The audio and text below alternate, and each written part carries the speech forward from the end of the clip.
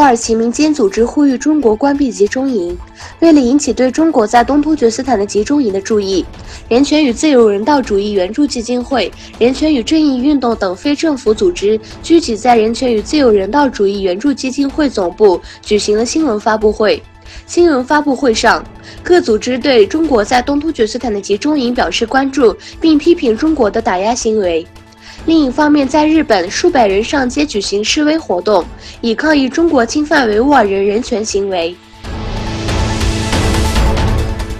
巴基斯坦的维吾尔人遭到中国骚扰，居住在巴基斯坦的维吾尔人遭到了中国当局的压迫。据悉，中国驻巴基斯坦大使馆开始查询居住在巴基斯坦的维吾尔人的情况。大使馆发布的一份调查表中，要求维吾尔人填写自己的地址和身份信息，以及在东突厥斯坦的亲属的地址和电话号码等信息。加拿大正式要求中国宽大处理加拿大公民。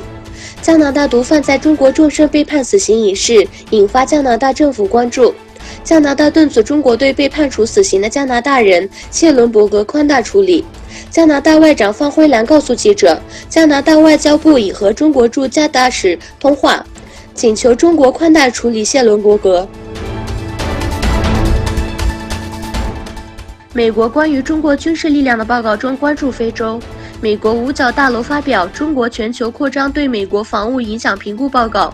详述了中国通过军事和非军事手段扩大其在全球的影响力，以及国防部的应对方案。报告举例说，在非洲吉布提的中国第一个海外军事基地能增强它捷足对手使用军力的能力。另一方面，中国通过“一带一路”的项目对其他国家的政策行使否决权的企图，如果不加以止制，可能会威胁到美军使用这些国家的港口和设施。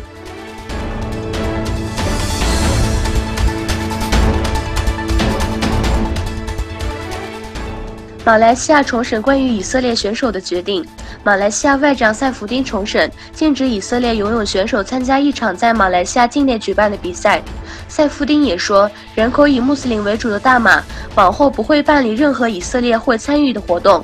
马来西亚政府上周表示，大马不会允许以色列游泳选手入境参加今年在马来西亚举办的2019年世界残奥会游泳竞标赛。塞夫丁还说，内阁已决定马来西亚以后将不会主办任何以色列参与或有代表的活动。这是政府做成的决定，展现我们对于以色列议题的强硬立场。